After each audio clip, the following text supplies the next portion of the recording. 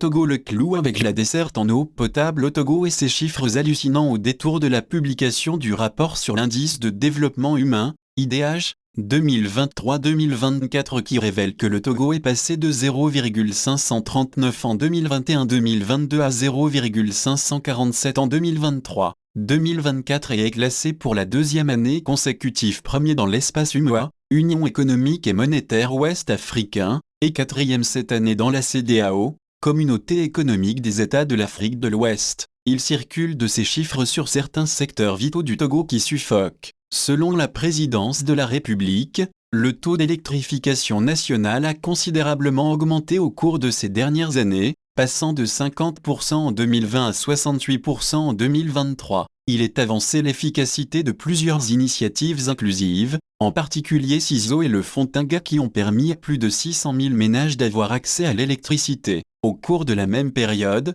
plus de 51 000 lampadaires ont été implantés et réhabilités pour l'éclairage public. Le Togo a aussi opté pour l'indépendance énergétique à travers l'implantation de la centrale solaire de Blitaï, la centrale thermique Kekeli Efficient Power d'une capacité de 135 MW portant la production énergétique nationale à 303 MW ailleurs. Le taux d'accessibilité aux soins de santé a atteint 90% en 2023 là. On parle de l'initiative OUSO élaborée pour assurer la prise en charge des femmes enceintes et des nouveau-nés. Précisément, plus de 400 640 femmes enceintes bénéficiaires de cette initiative avec 221 802 accouchements à fin 2023. Le projet de construction de 86 nouvelles formations sanitaires et de rénovation de 60 autres dans le cadre du projet de services de santé essentiels de qualité pour une couverture sanitaire universelle, SSEQCU, financé à hauteur de 40 milliards FCFA. La construction de 6 hôpitaux mère-enfant dans les différentes régions dont 3 achevés,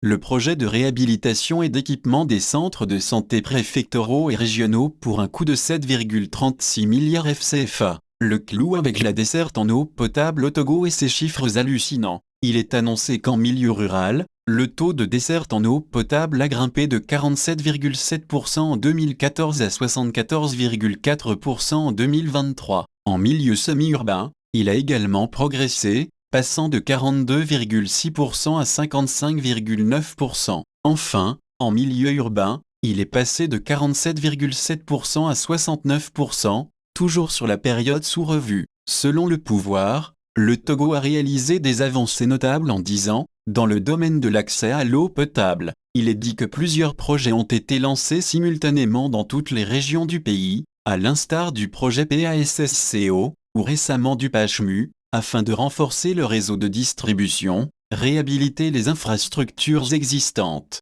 ou en ériger de nouvelles. Si on se fie aux chiffres avancés en matière de la santé, de l'énergie et de l'eau, le Togo est un Eldorado, et les gouvernants en sont si fiers qu'ils ne boudent pas leur plaisir en tympanisant la population avec ces chiffres flatteurs. En réalité, ces chiffres demeurent le cache-sexe de la gouvernance soporifique du Togo. 60% du taux d'électricité au Togo ou même dans la capitale Lomé, une bonne partie des quartiers s'éclairent à l'aide de l'araignée. Des installations anarchiques de fortune très suicidaires pour les usagers. 90% du taux d'accessibilité aux soins de santé dans quelle structure sanitaire? Pour l'eau potable, inutile d'y revenir. Que de boniment. Malheureusement, cette involonté frappante du régime suppose qu'aucune prise de conscience n'est envisagée. Par voie de conséquence, le Togo va demeurer dans sa droite ligne de ghettoisation avec la même clique au pouvoir. Honoré à Dontuy.